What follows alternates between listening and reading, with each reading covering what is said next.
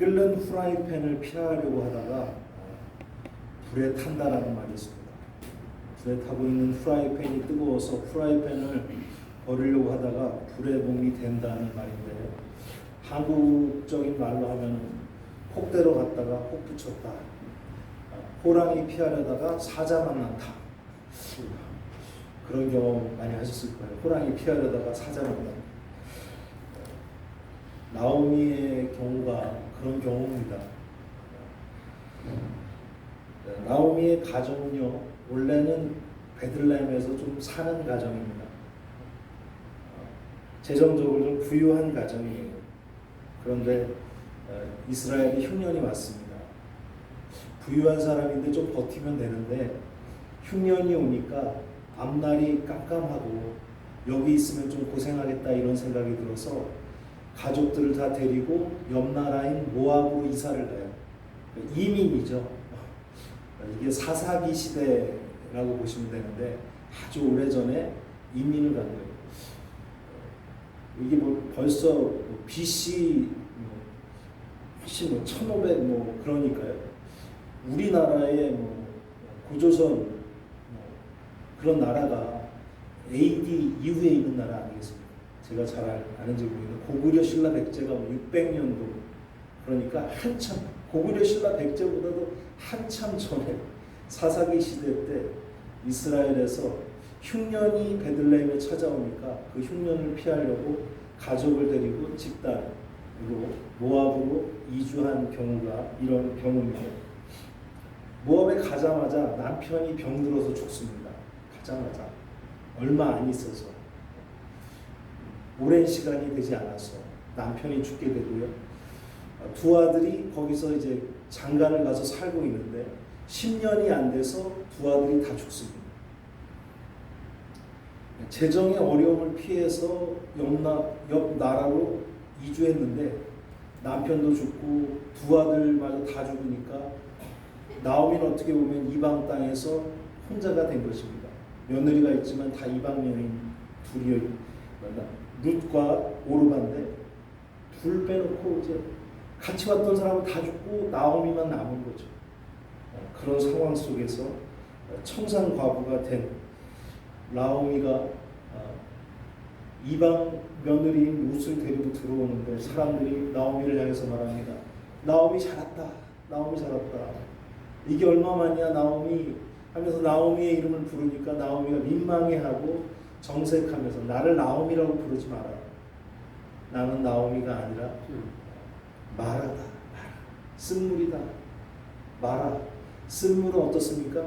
얼굴이 찡그러지죠? 슬프죠?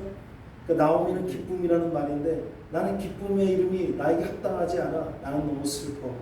나는 너무 힘들어. 그러니까 나를 기쁨이라고 하지 마. 그건 나를 더 욕하는 거야. 나를 더 창피해주는 거야 하면서 나를 마라라고 부르라고 말하는 것입니다. 마라는요 슬픔입니다. 가난과 어려움을 피해서 도망갔어요.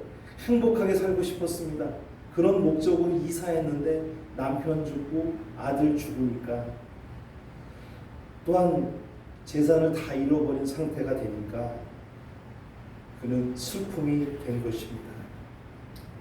그런데 중요한 것은 나오미는 자기에게 왜 이런 슬픔이 일어났는지에 대해서 너무나 잘 알고 있었다는 것입니다. 중요한 말이 있어요. 전능자가 나를 괴롭게 하셨다. 여기 전능자는 누굽니까? 하나님이 나오미의 가정을 괴롭게 하셨다. 너무나 정확하게 사건의 그런 흐름들을 알고 있는 거예요. 그 사건의 배후에 전능자가 나를 어렵게 했다라는 사실을 인지하고 있었다는 것입니다. 첫째로 하나님께서 괴로움을 줬다는 것입니다.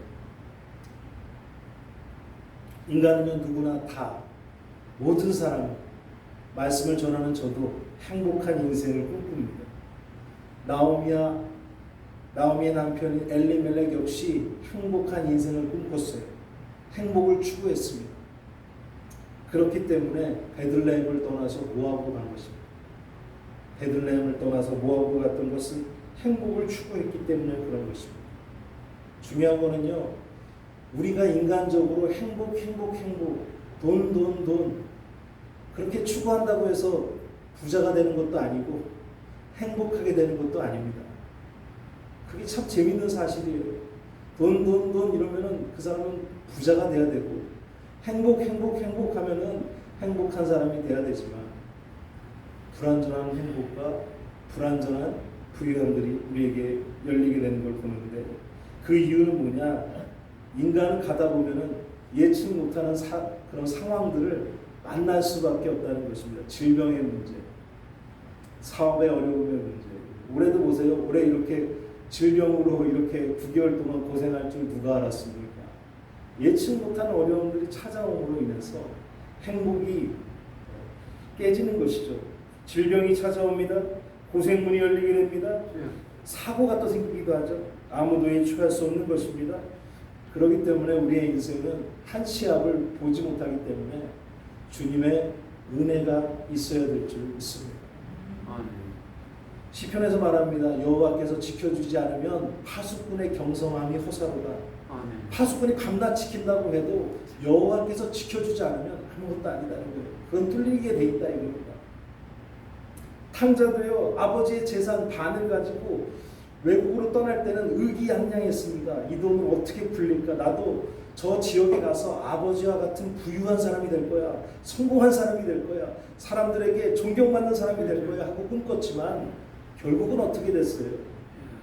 다 탕진하고 나중에는 남의 집에 가서 남의 집 돼지나 치는, 돼지 치다가 돼지가 먹는 쥐어먹는 훔쳐먹고 그런 비참한 인생을 살게 되는 것입니다. 사람 모두 다 완벽을 꿈꿔요. 모든 분들이 공부를 많이 했든 많이 안 했든, 많이 알든 많이 알지 못하든, 많이 가졌든 많이 가지지 못했든 완벽한 인생을 꿈꾸지만 완벽하지 않을 때가 너무나 많이 있는 것입니다. 롯의 가정도 이사 가자마자 엘리멜렉이 죽게 되고 두 아들과 함께 10년을 살았지만 10년상간의 말년과 기료 두 아들이 다 죽게 되는 것입니다. 그런데 중요한 건 뭐냐? 10년 동안 갖고 있던 재산도 다 잃어버렸다는 거죠. 부자가 돈이 많은 사람들이에요. 근데 10년 동안 그 재산을 다 탕진했다. 낭비했을까요? 낭비가 아니죠. 낭비했으면 그렇게 얘기하지 않을 겁니다. 여호와가 우리를 괴롭히셨을 거야. 그렇게 말할 수 없는 것입니다. 내가 타락했어, 내가 방탕했어 이렇게 얘기할 겁니다. 이 말은 뭐냐면 그들은 모압에 가서 최선을 다해 살았다는 겁니다. 베들레헴에 살았던 것보다 더 열심히 살았던 것입니다. 외국에 나가서 더 열심히 했지만 생각했던 대로 되지 않았고 10년 만에 재산을 다 탕진했던 거는 하는 것마다 다 안 됐다는 거예요. 그러니까 10년 만에 재산을 다 탕진할 수밖에 없는 거 아니겠습니까? 재정의 문이 막혔습니다. 건강의 문이 막혔습니다. 나오미는 이 모든 문제의 근원을 하나님을 보고 있는 거예요. 하나님께서 나를 괴롭게 하셨다. 그 이유가 뭐냐? 두 번째, 하나님의 징벌이 그 가정에 있었다는 것입니다. 징벌은요, 하나님의 징벌은 특별히 인과적인 측면이 중요합니다. 인과가 있기 때문에 응보가 있는 거예요.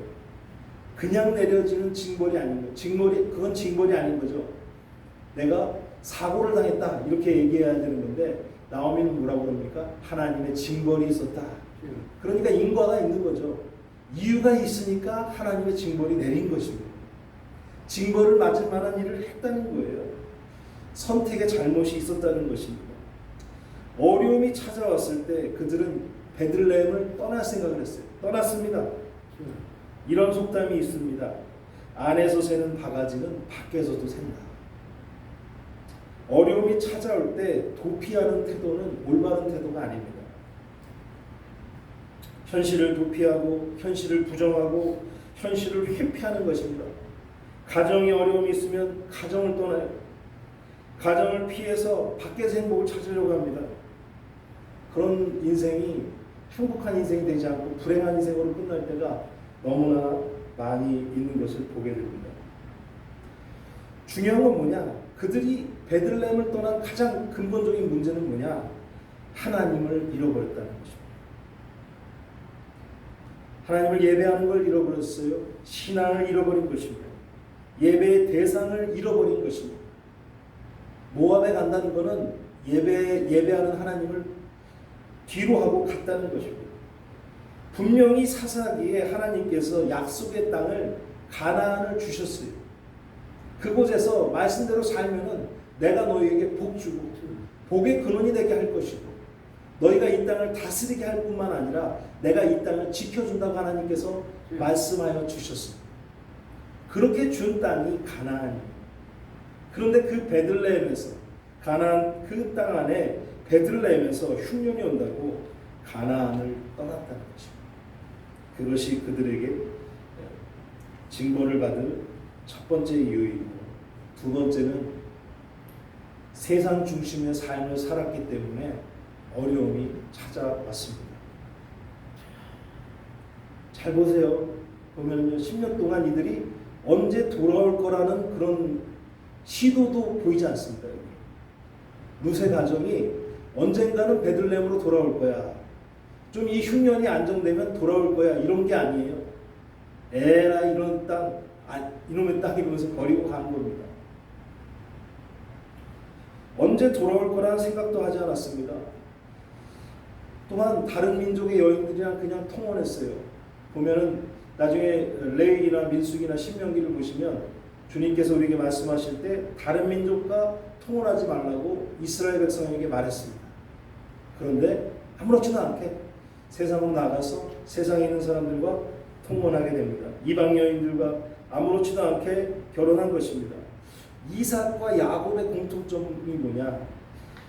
바로 옆에 미디안 민족이 있고 다른 이방 민족이 있는데 아내를 고를 때는 아브라함이 자기 종을 보내요.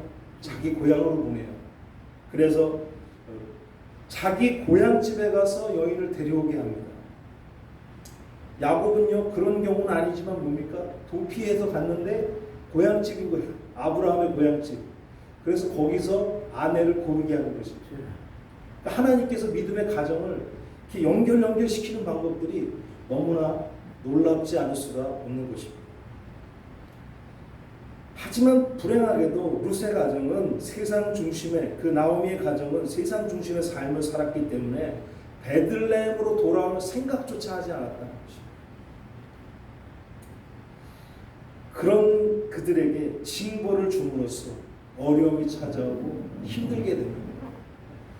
중요한 것은 뭐냐? 세 번째로 나오미를 돌아오게 하셨다는 것입니다. 징벌은 아픕니다. 그러나 그 징벌을 통해서 나오미를 다시 돌아오게 하신 것은 하나님의 섭리와 은혜인 것입니다. 1970년대에 나왔던 한국 영화 중에 낮은 대로 임하소서라는 영화가 있어요. 거기에 보면요, 한 목사님이 원래는 목사가 아닙니다. 부자예요. 비즈니스맨이에요. 그래서 돈도 많고 그런데 이분이 갑자기 교회에서 성령을 받은 거예요. 성령.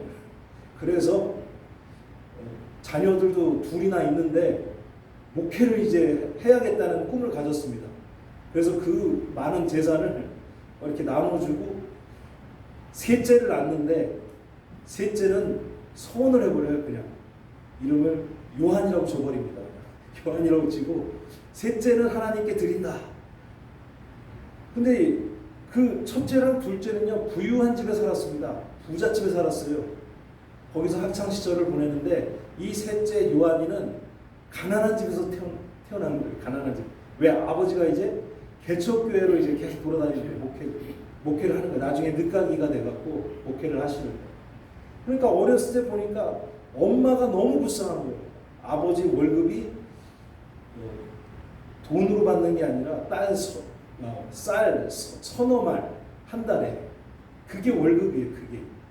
그걸로 다섯 식구가 먹고 사는데 얼마나 힘들겠어요. 어머니가 괴로워하는 모습. 어머니가 시장에 가서 수박 껍데기, 참외 껍데기를 가져와서 그거를 잘라갖고 반찬을 만들어. 지금 뭐 주면 먹겠습니까? 수박 껍데기. 그런 모습을 보니까 아버지가 미워야 되는데 아버지가 미운 게 아니라 누가 밉냐? 하나님이 미운 거예요. 그래서 안요한 그 복음 1장 1절 하나님은 없다. 하나님은 없다. 하나님이 있다면 우리를 이렇게 불쌍하게 생각하지 않는다. 그래갖고 어렸을 때부터 완전히 하나님한테 그런 분노, 증오가 있었기 때문에 기다리다 대학생이 되면서 집을 나가게 되고 서울로 이제 유학을 오면서 아예 이제 교회는 나가지 않고 주일마다 이제 극장을 다니는 거예요. 피카디리, 단성사 이런 데 다니면서 극장을 교회 삼아 하나님과 상관없는 삶을 사는데 머리가 좋았나 봐요. 카투샤를 가고 나중에 대학을 졸업한 다음에는 두 딸을 낳고 이제 그냥 뭐 부유한 가정은 아니지만 그래도 남부럽지 않는 그런 가정을 이끌고 37살이 되니까 이제 미국 유학의 길이 또 열렸어요. 그래서 미국 유학을 이제 가게 되는 그런 찰나에 어느 날 아침에 일어나 보니까 눈이 안 보여요.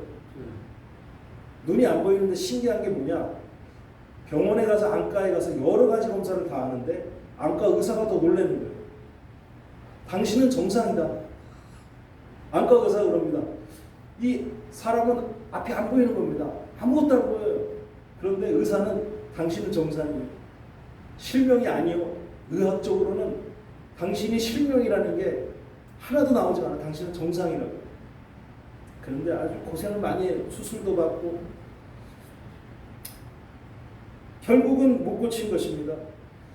엎친 데 덮친 격으로 아내가 두 딸을 데리고 떠나가는 거예요. 이혼하게 된 것이죠. 그분이 나중에 그렇게 회고하는데 앞이 안 보이는 건 아무것도 아니라는 거예요.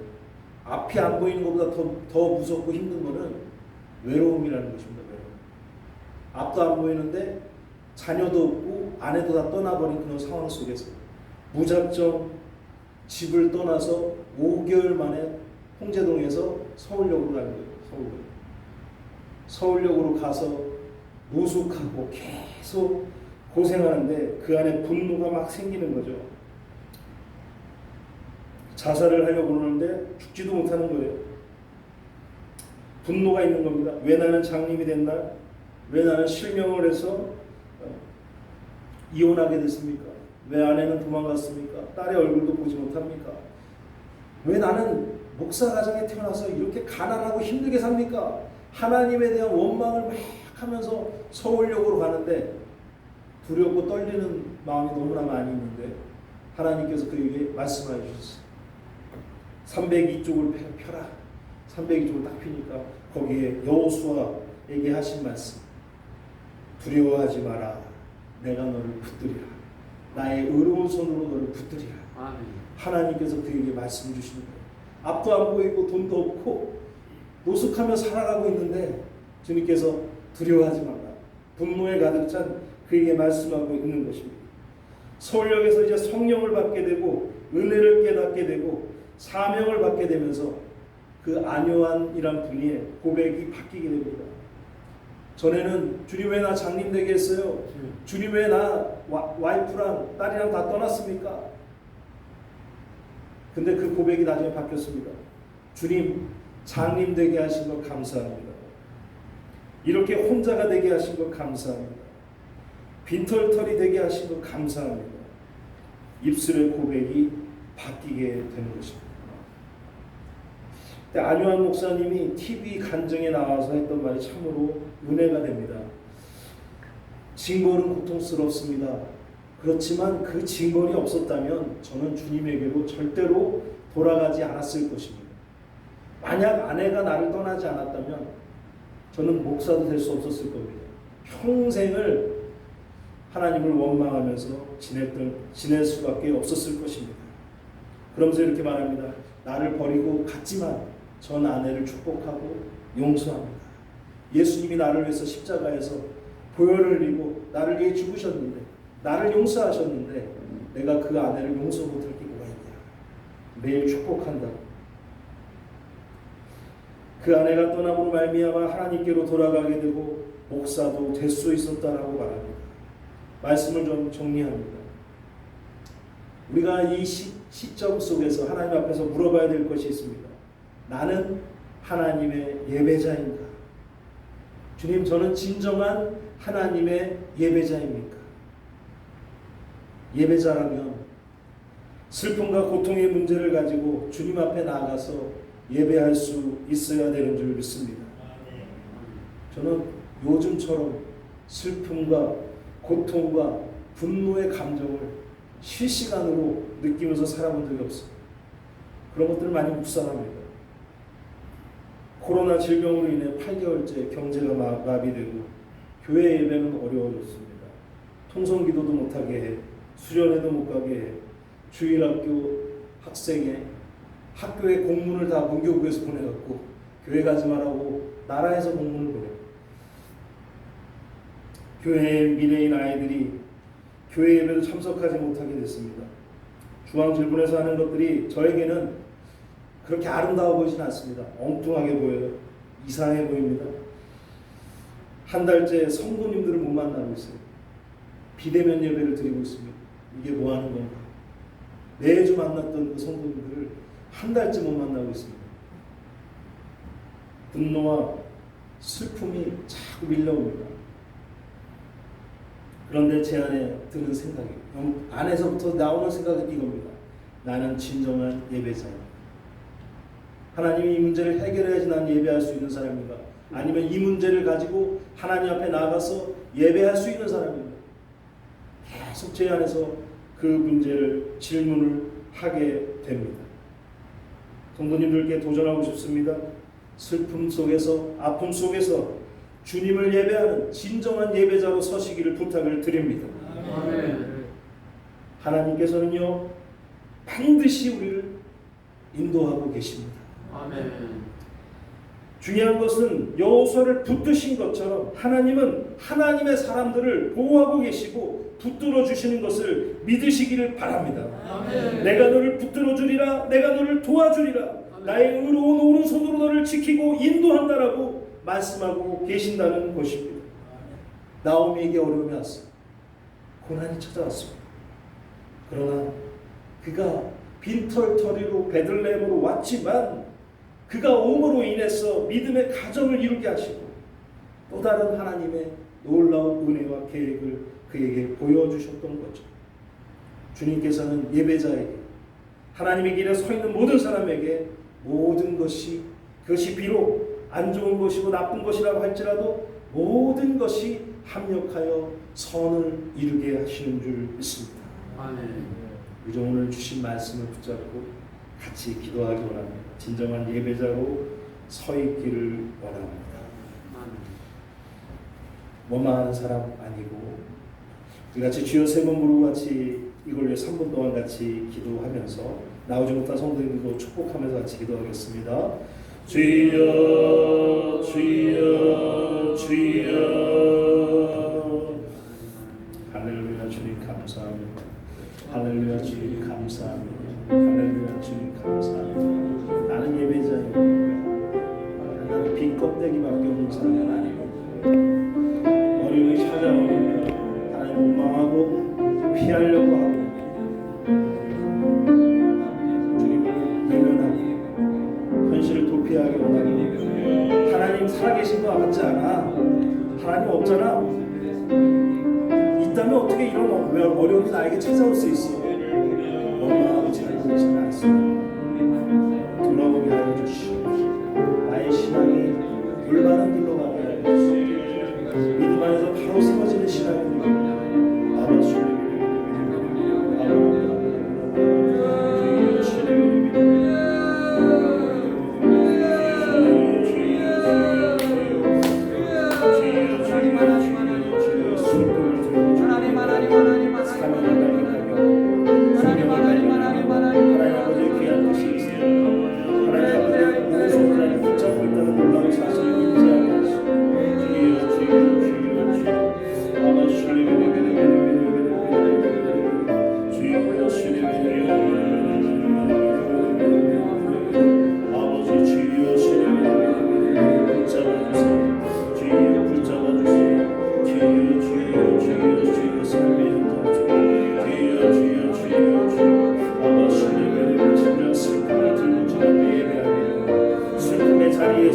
아픔의 자리에서 주님을 찬양하기 원합니다. 결렬된 땅 속에서, 결렬된 마음 속에서 상한 마음을 들고 주님 앞에 나가서 예배하겠습니다. 적극적으로 주님을 찬양하겠습니다. 주님께 기도하며 나아가겠습니다. 주님을 만나기를 원합니다.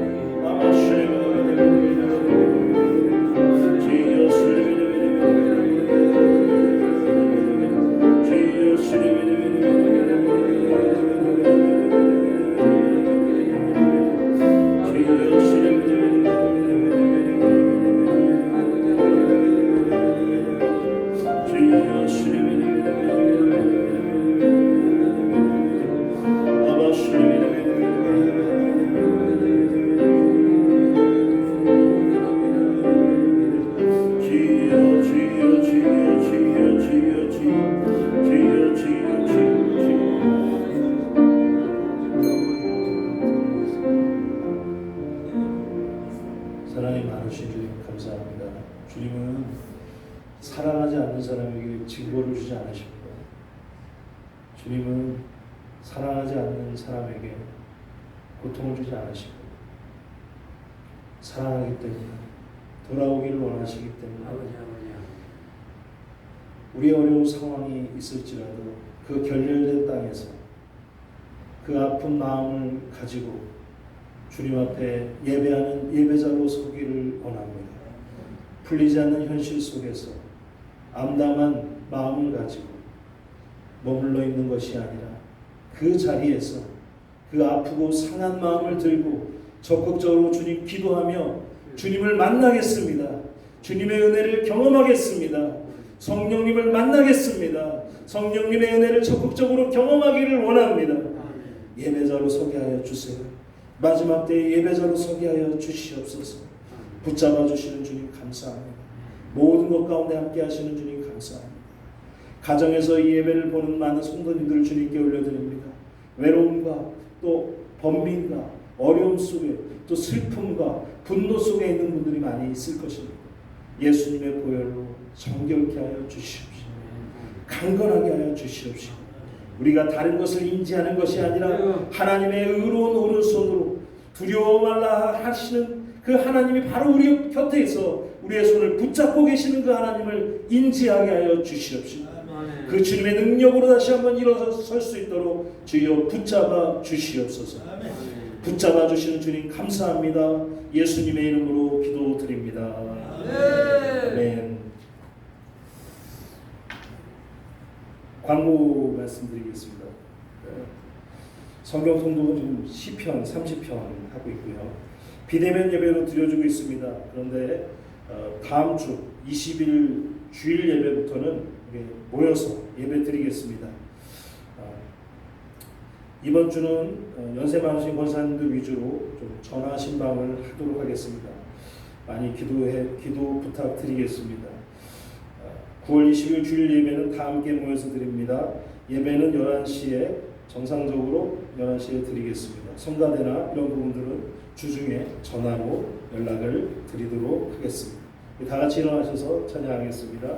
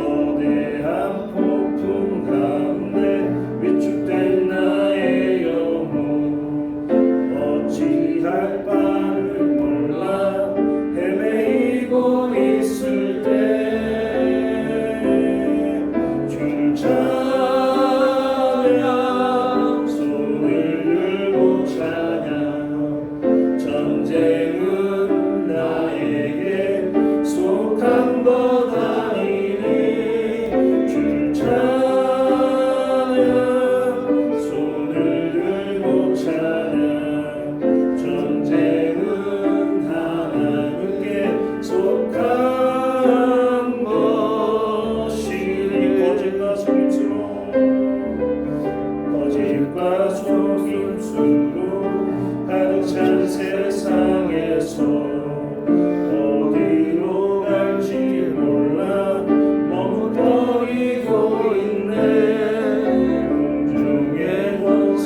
찾는 자 지금도 주를 실패와 절망으로 넘어뜨리려 하네. 주를 찬양 손을 들고 찬양 전쟁은 나에게 속한 것 아니니 주를 찬양 손을 들고 찬양 전쟁은 하나님께 속한 것이니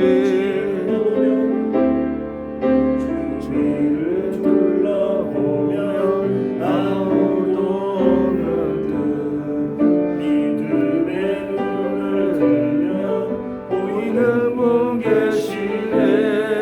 지금도 내 안에서 역사하고 계시는 사망의 어둠의 곳에 물리치신 예수님 주를 찬양 손을 들고 찬양 전쟁은 나에게 속한 것 아니니 주를 찬양 손을 들고 찬양 전쟁은 하나님께 속한 것이니.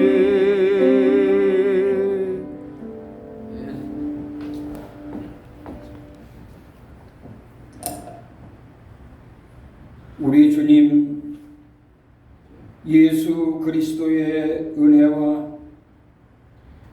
하나님의 넓고 크고 한량없는 사랑과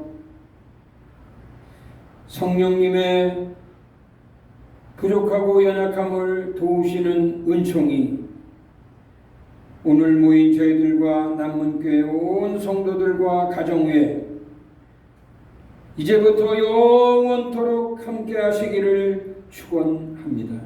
아멘.